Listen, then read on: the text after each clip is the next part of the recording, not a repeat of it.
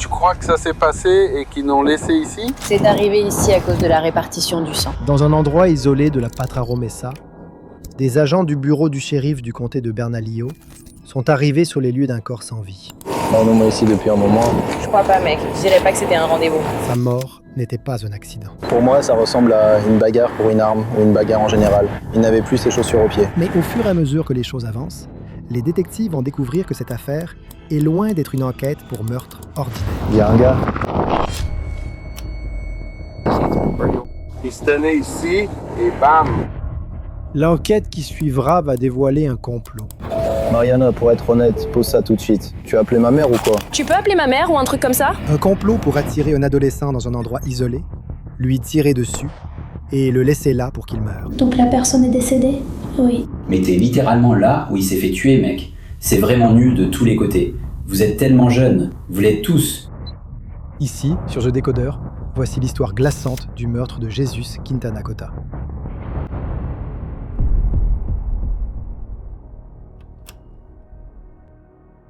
Regardez nos épisodes sans pub sur Spotify avec un abonnement. Lien en description.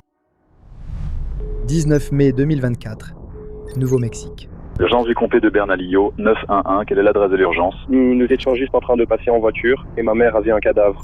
Enfin, elle pensait avoir vu quelque chose, alors je suis revenu pour vérifier. Un passant a aperçu un cadavre allongé sur un chemin de terre dans la Pataita Mesa, une zone isolée à l'extérieur d'Albuquerque. Il n'y a ni route goudronnée, ni eau courante, ni électricité. Les habitants vivent dans des caravanes dispersées sur la plaine. Ils sont devenus autonomes et savent qu'il vaut parfois mieux détourner le regard si quelque chose de mauvais arrive. Pensez-vous qu'on ne peut plus rien pour eux? Oui, je pense qu'ils s'endorment. Les agents sont envoyés sur les lieux à 16h10. Ils arrivent 20 minutes plus tard. Les gars, vous pouvez conclure rapidement? D'accord, je viens vous parler dans une seconde. Il faut juste que j'aille là-bas rapidement. Dès leur arrivée, plusieurs choses sautent aux yeux. Ça va être évident, d'essai confirmé. Vas-y, code 4. Envoie ça à 122. Peux-tu commencer par ici? 357 à 122. Possible. Mineur blessé à l'œil par balle. Code 17 est un terme d'argot policier pour décédé. Et GSW signifie blessure par balle. Le corps est celui d'un enfant. Et il a été touché à l'œil par balle. Et vous avez dit que vous faisiez juste un tour en voiture. Vous êtes juste passé et avez vu ça? À quelle heure? Il y a 5 à 10 minutes? Ou c'était peut-être il y a 30 minutes. Il y a 30 minutes. Je ne veux pas vous retenir ici pour attendre les inspecteurs, surtout si vous n'avez rien vu et que vous avez juste aperçu un homme allongé en passant en voiture. Donc il est décédé? Oui, il est décédé depuis un moment.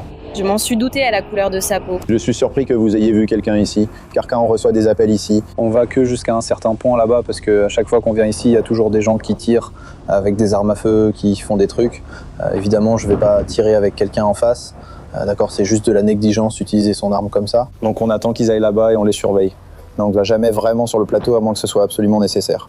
On ne monte ici que dans des circonstances d'urgence. Ces circonstances d'urgence sont arrivées et les flics vont bientôt découvrir que cet endroit isolé, rarement patrouillé par la police, n'est pas une coïncidence.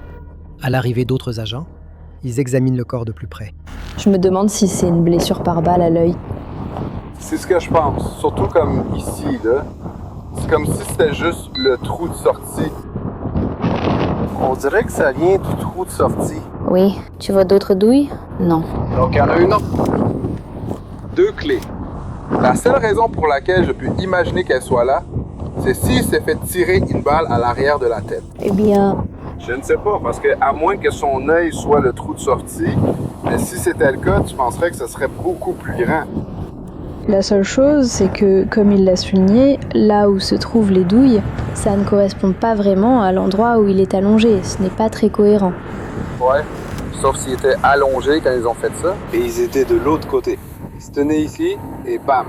Le reste de l'équipe fait ça en plein jour. Je m'en fiche vraiment. Surtout d'aussi près. Aimer une maison, je ne pense pas. Tellement crédible. Je doute aussi que ça soit vraiment passé près de chez moi. Ils l'ont sûrement frappé ou fait quelque chose ici, puis ils n'allaient pas prendre ses chaussures, il y en avait partout. Ça n'arrive tout simplement pas. La façon dont la douille est éjectée, c'est aussi trop tard. C'était un calibre 22, je crois.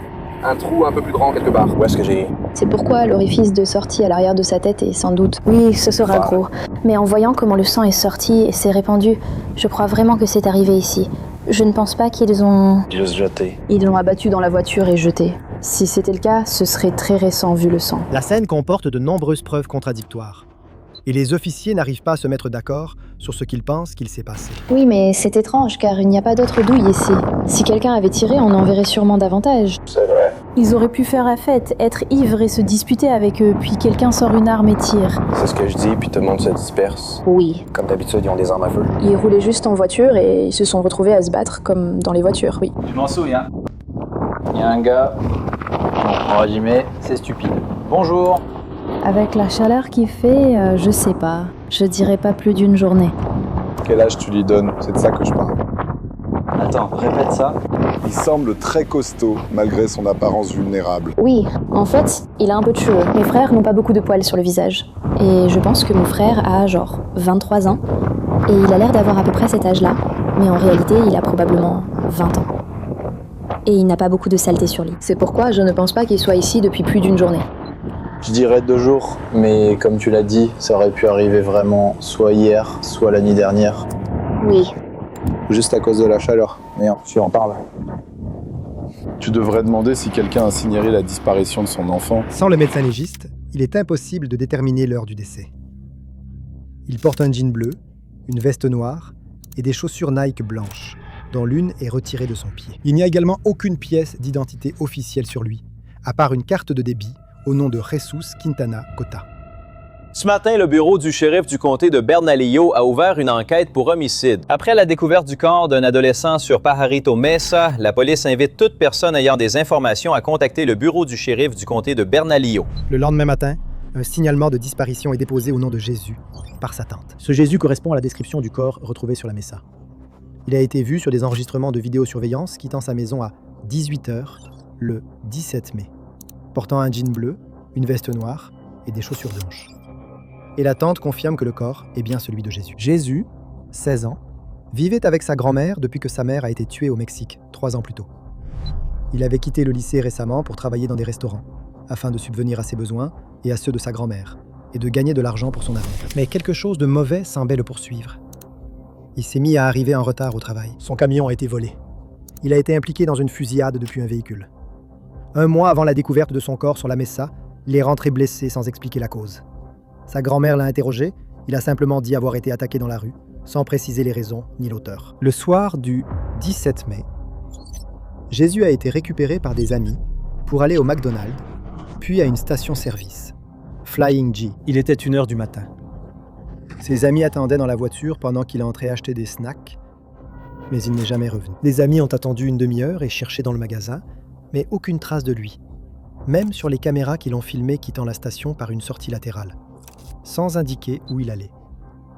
Il semblait s'être volatilisé. Il n'y avait aucun indice sur sa destination, sauf une fille, Mariana Gomez, 18 ans, avec qui Jésus discutait sur les réseaux sociaux.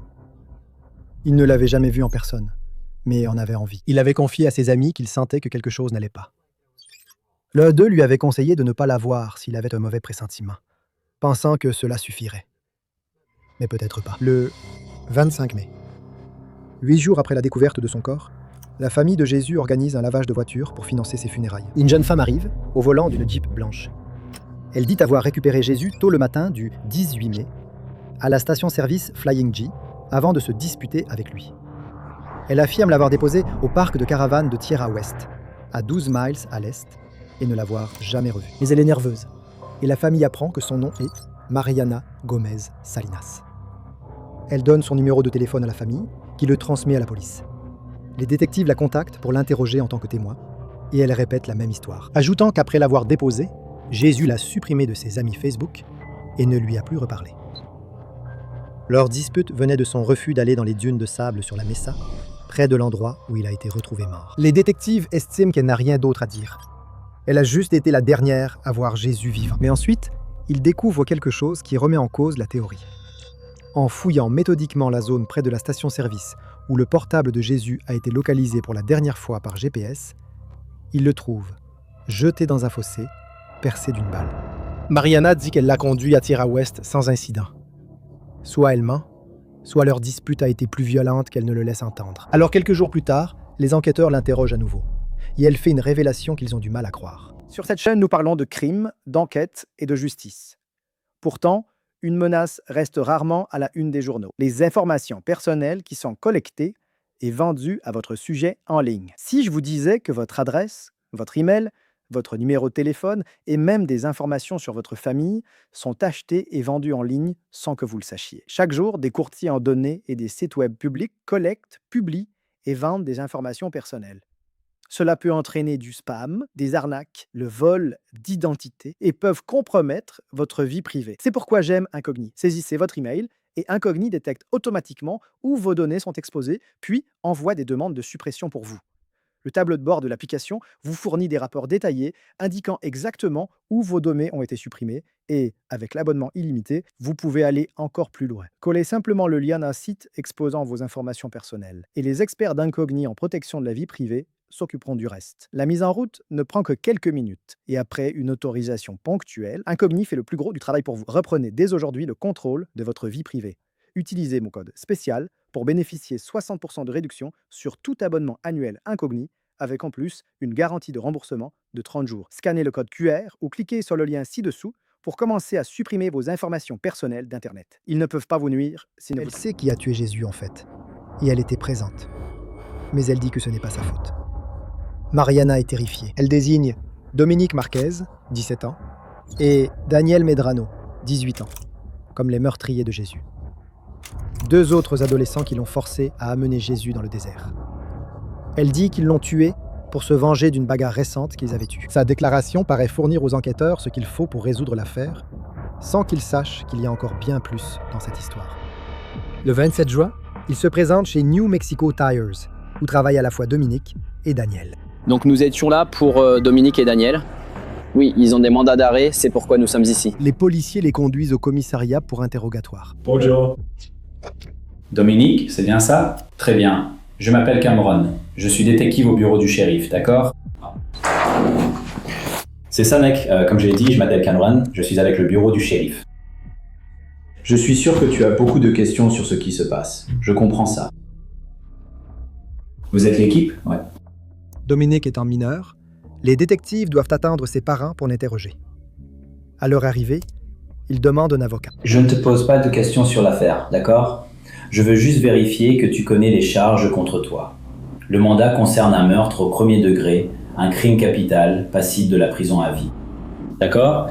Tu es accusé de complot, ou plutôt, je vais simplement te lire la liste. Donc, tu es accusé de meurtre au 1er degré, d'enlèvement, de vol et de complot, et altération de preuves. Voilà tes chefs d'accusation. Donc la personne est décédée? Oui, donc tu as des accusations très graves. Des accusations très graves. Il le laisse réfléchir à ça avec son avocat et sa mère. Mais Daniel est majeur. Il est libre d'être interrogé sans la présence de ses parents. Et ce qu'il va dire va rendre le silence de Dominique inutile.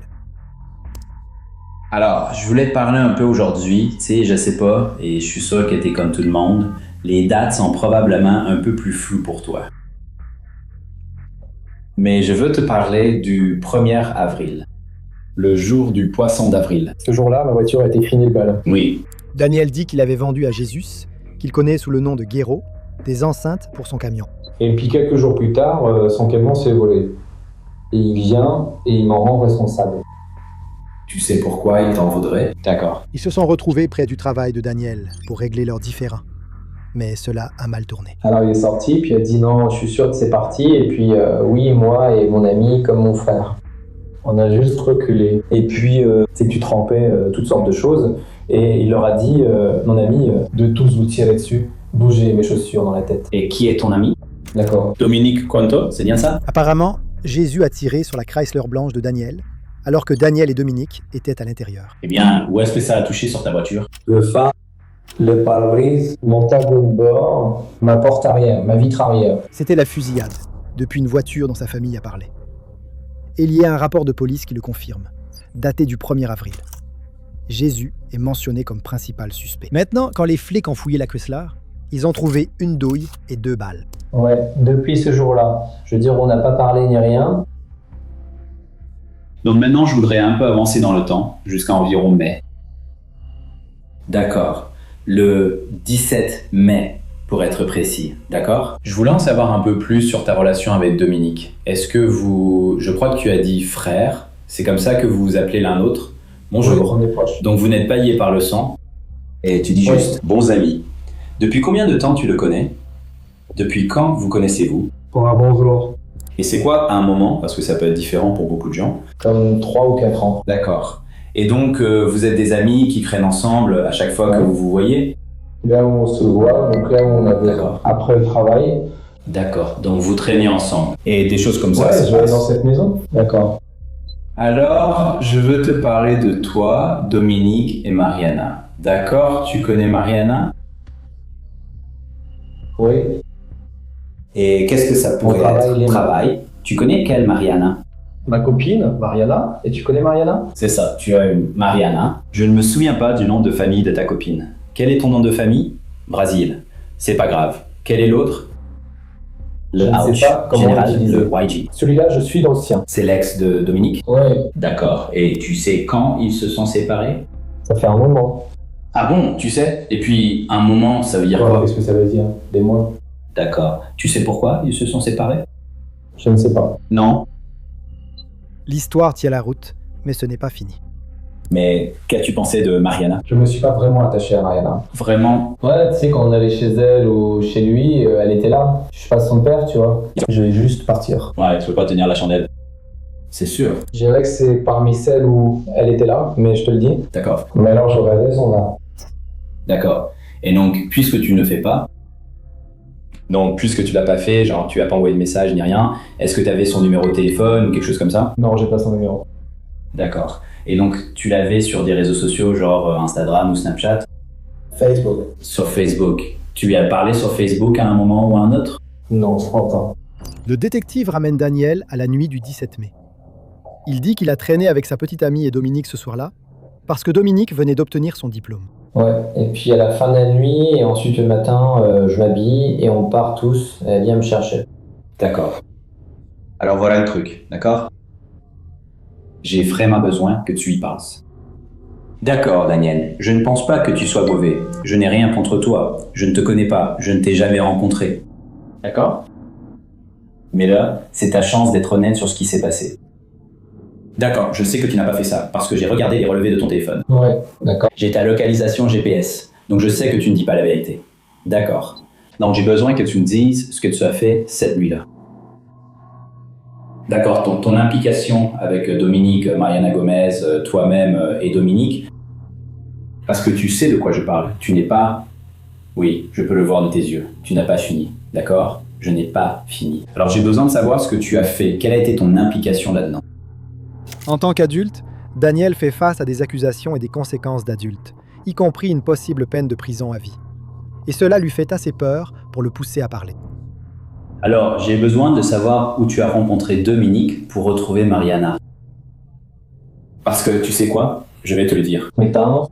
D'accord. Et quel McDonald's? Je ne sais pas ce que j'ai écrit. Je ne connais pas cette route. D'accord. Alors pourquoi se sont-ils retrouvés? Tu dois, sois honnête. La seule façon de t'en sortir à un moment donné, c'est d'être honnête. Donc ouais, quelque part par chez eux. Et de rien. Mumbai, qu'est-ce que ça veut dire unalive? Bonjour. D'accord. Et ça t'a pas dérangé? Oui. Oui. Tu étais là, mec. Je veux dire derrière. Tu l'as fait? Tu as dit à quelqu'un? Genre, tu ne devrais pas faire ça. Je sais pas, mec. Je sais pas. Non. Pourquoi Dominique voulait-il analyser cela?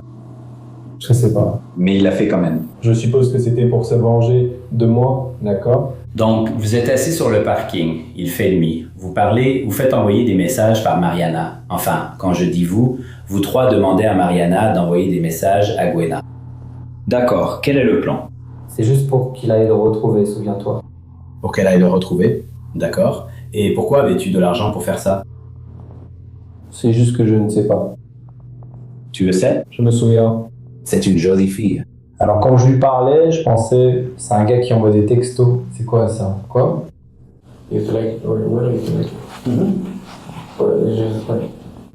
D'accord, c'est parce qu'elle est jolie, non? On peut le dire. Mariana était utilisée comme une sorte d'appât amoureux pour attirer Jésus. Et ça a marché. Ils sont passés le prendre près de la station-service juste après 1h du matin. Daniel, Dominique et Mariana. Parlez-moi du gars que tu retenais. Juste le truc américain. Donc tu tenais le AF-15. D'accord. Qui avait le pistolet? D'accord. Dominique, d'accord.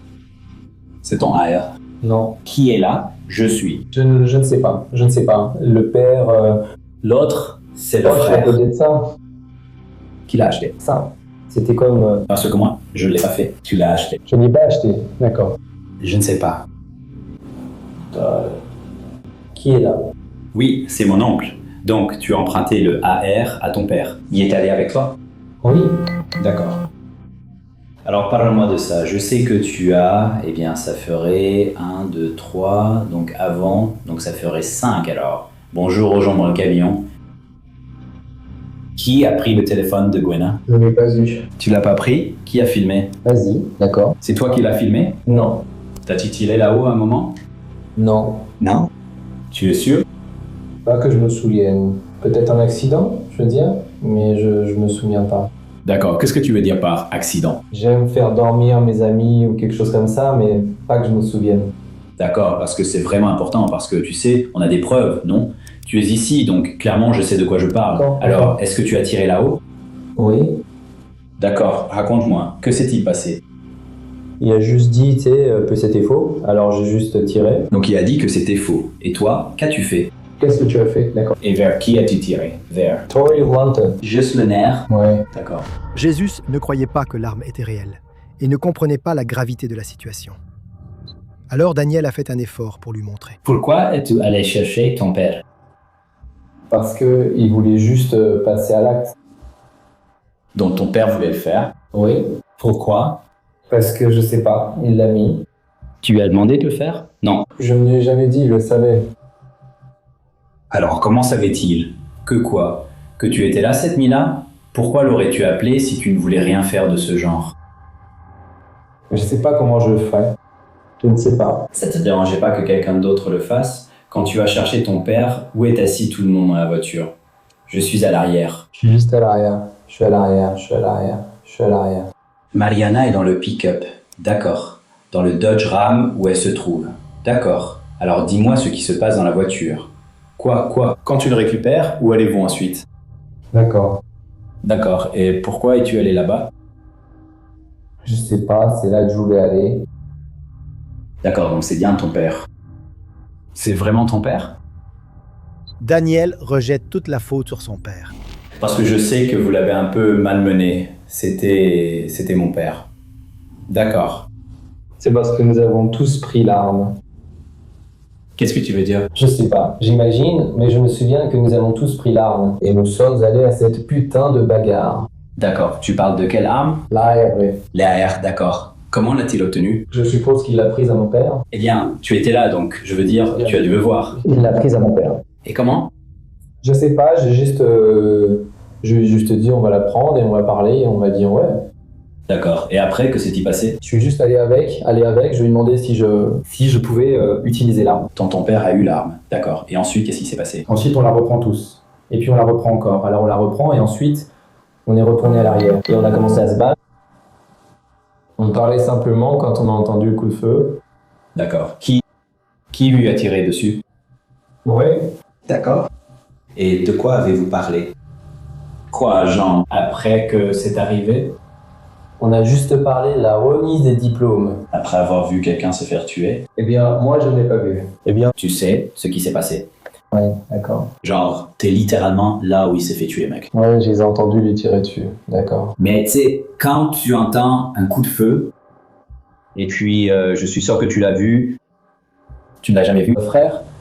Comment tu ne l'as pas vu, Daniel? Ouais, j'étais pas censé être là. Son histoire dépasse l'entendement. Eh bien, je cherche juste à comprendre où tu en es. Parce que tu sais, quand j'entends un coup de feu, la réaction naturelle, c'est de regarder d'où il vient.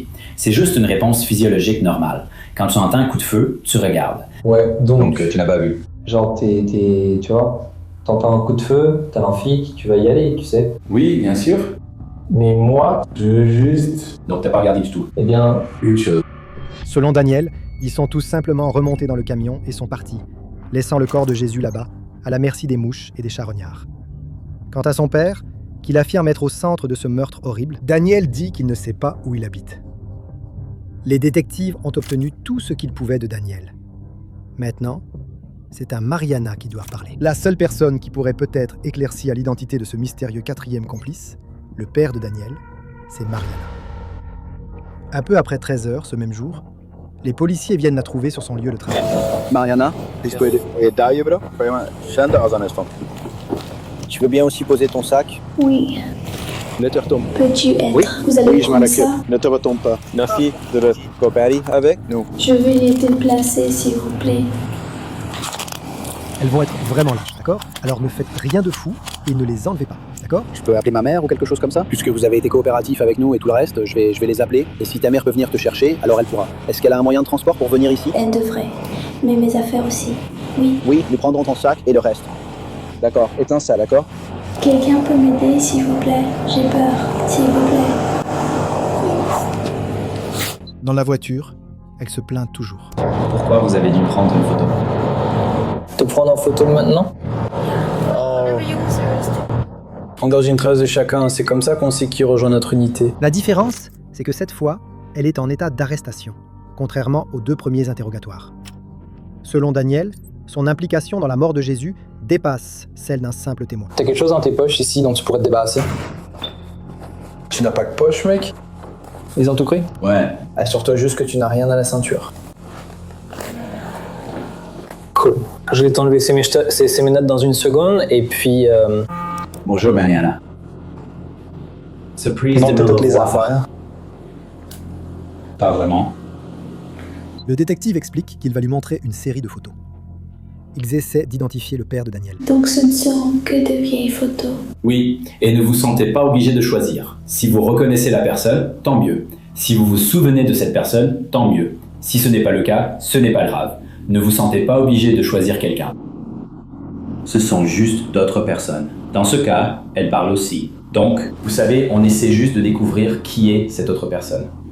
D'accord. Pouvez-vous aller voir Dominique et Daniel maintenant? Oui. Il la laisse seule avec les photos pendant un moment. Pendant ce temps, il fouille ses affaires, y compris l'historique de son téléphone. Elle a supprimé plus de 1500 messages. Puis le détective revient. Donc évidemment, ils vous l'ont dit, vous ont-ils expliqué ce qui se passe et pourquoi on vous a fait venir ici? D'accord, vous êtes donc en état d'arrestation. D'accord. Vous faites l'objet d'un mandat d'arrêt pour assassinat, enlèvement, vol avec violence, complot et altération de preuves. D'accord, attendez. Est-ce que vous pouvez m'expliquer tout ça? Bien sûr. Alors, assassinat, parce que c'était prémédité. Vous en avez parlé et blablabla. Je sais que tu n'as pas appuyé sur la gâchette, mais tu as activement participé. J'ai parlé à tout le monde, et ils m'ont raconté leur version. Ça correspond à peu près à ce que tu m'as dit. À quelques détails près, dont j'aimerais discuter avec toi. Tu sais, vous parliez de prendre de l'argent, vous en rigoliez, et vous comptiez le partager en 3. Je n'ai jamais été d'accord avec ça non plus. Je sais, mais vous en avez parlé, c'était... C'est comme ça à ce stade. D'accord. Donc je veux te parler, d'accord, du gars qui est monté dans ta voiture. Qui était-ce? Qui était-ce? C'était qui le gars? L'oncle de Daniel. C'est ce qu'ils m'ont dit. C'est ce qu'ils t'ont dit. Te souviens-tu de son apparence? Il était un peu... Il avait l'air mexicain. Je crois qu'il avait une moustache. Il avait l'air plus âgé, genre probablement dans la quarantaine ou la cinquantaine. D'accord. Il a un peu de cheveux gris, probablement des petits yeux. L'oncle de Daniel, ou le père de Daniel. Il y a quelque chose qui ne colle pas. Et Mariana ne l'a pas reconnu sur la série de photos. Elle n'a plus de réponse à donner. Tu sais, je voulais juste... Tu es encore jeune. Vous l'êtes tous. Et faire quelque chose comme ça, c'est juste insensé. Si, pour une raison quelconque, tu arrives à éviter la prison à vie, j'espère que tu tireras une leçon de tout ça. La seule chose que tu m'as dite, c'est que tu l'as fait parce qu'il ne voulait pas te parler. Comme si l'attention d'un gars valait tout ça. C'est malheureux. C'est une tragédie sur toute la ligne. Vous êtes si jeune, et vous faites face à certains des crimes les plus graves dont on peut vous accuser, et au degré le plus élevé pour lequel une accusation peut être portée. Donc, Et nous avons tous été accusés de ça. oui, c'est vrai. Mariana ne réagit pas bien. Je me demande s'il y a quelque chose que je puisse faire en général. Je sais pas, genre j'ai beaucoup d'anxiété Donc je sais pas ce que je vais faire là-bas. Donc, je veux dire, ils ont un service médical. Je veux dire, ils ont des médecins, des infirmières. Donc, je suis sûr que tu peux faire une demande. Je veux dire, ce n'est pas amusant. Oui. Ce n'est pas un endroit agréable. Je t'ai donné autant de temps que j'ai pu. Je ne l'ai pas fait. Comme je te l'ai dit, je ne t'ai pas arrêté cette nuit-là, même si j'aurais pu. Tu as autre chose à me dire? D'accord. Eh bien, bonne chance. Vous savez, je veux dire, vous me reverrez. Et puis, vous savez, on est ici au tribunal et tout ça. Mais j'espère que les choses s'arrangeront pour vous. Mariana est en larmes et apparemment pleine de remords maintenant. Mais son attitude dans ses messages avec Dominique le jour du meurtre est très différente. À 16h18, elle lui a dit « On le fera aujourd'hui ». Il veut en faire aujourd'hui, mais je lui avais dit dimanche. Donc, je veux le faire ce soir. Le « il » dont elle parle, c'est Jésus, et il s'agit de son meurtre. À 16h41, elle dit « Et si le plan ne marche pas ?» Dominique répond « Ça marchera. Et si ça ne se passe pas comme prévu, alors tu es juste allé à un rendez-vous. Et tout ce que tu as à faire, c'est t'assurer qu'il n'a pas d'arme à feu. » Ils s'encourageaient mutuellement. Mariana a fixé la date et l'heure, et Dominique l'a rassurée en lui disant que tout se passerait comme prévu. À 4h du matin, le lendemain, elle lui envoie de nouveau un message voulant parler du meurtre. Dominique lui dit de rester calme et de s'en tenir à leur version si la police vient. 1 heure plus tard, elle envoie un message au numéro de Jésus en disant « Hé, je suis déjà à la maison. Hé, je suis rentrée. » Tout au long de la journée, elle continue de lui envoyer des messages et contacte son compte Facebook pour demander s'il l'a bloqué. Elle sait pourtant qu'il est mort et qu'elle a participé à son meurtre. Elle essayait de brouiller les pistes en créant une fausse piste. Elle avait prémédité le meurtre de Jésus et elle a essayé de le cacher par la suite, ce qui implique un certain niveau de culpabilité. Mais Mariana n'a pas appuyé sur la gâchette. Ce serait le père de Daniel, qui est toujours en fuite. Daniel et Dominique plaident chacun coupable des chefs de meurtre au premier degré et de complot, de vol à main armée et d'agression aggravée. Lors de l'audience de détermination de la peine, l'État souligne que l'attaque était froidement préméditée. Dominique et Mariana, il nous guide. Tiens-moi au courant de ce qu'il dit pour que je sois informée, puisque c'est toi, Mariana, qui communique avec Jésus. Continue de flirter avec lui, tiens-le en haleine. On ne veut pas qu'il se désintéresse. Chacun d'eux est condamné à plus de 20 ans de prison. Mariana, quant à elle, porte son affaire devant le tribunal et elle est acquittée de l'accusation de meurtre. Son avocat soutenant que le meurtre était l'idée du garçon et qu'elle a été forcée d'y participer. Mais elle est reconnue coupable d'enlèvement et de altération de preuves. Une femme d'Albuquerque reconnue coupable pour son rôle dans la mort d'un garçon de 16 ans passera près de 2 décennies derrière les barreaux. Elle a été condamnée à 19 ans et demi de prison, soit seulement quelques années de moins que ses complices. Cela reflète la gravité de ses actes. Elle n'a pas appuyé sur la gâchette, mais le juge estime clairement qu'elle doit payer pour son rôle dans la mort de Jésus. Lors de son audience, le procureur lit une déclaration de la famille de Jésus sur les répercussions du crime. Jésus était un jeune homme brillant, gentil et aimant, avec tout son avenir devant lui. Il était plus qu'un petit-fils. Il était le reflet de sa mère, ma fille, qui est décédée 3 ans auparavant. Alors que je me remettais à peine de la perte de ma fille, j'ai aussi perdu mon petit-fils, Jésus. Jésus était accusé d'avoir tiré sur la Chrysler de Daniel, mais personne n'a été blessé. Et ils auraient dû attendre que la justice suive son cours. Mais ils voulaient se faire justice eux-mêmes et en profiter pour en tirer un bénéfice. Ils ont utilisé Mariana pour l'attirer dans le désert, puis ils l'ont abattue de sang-froid. Que pensez-vous de cette histoire glaçante? Mariana maîtrisait-elle davantage la situation qu'elle ne le prétendait? Y avait-il vraiment une 4e personne cette nuit-là? Ou Daniel voulait-il juste se protéger? Faites-nous part de vos avis dans les commentaires ci-dessous. D'ici là, prenez soin de vous, continuez à suivre notre chaîne et on se retrouve très bientôt sur The Decoder.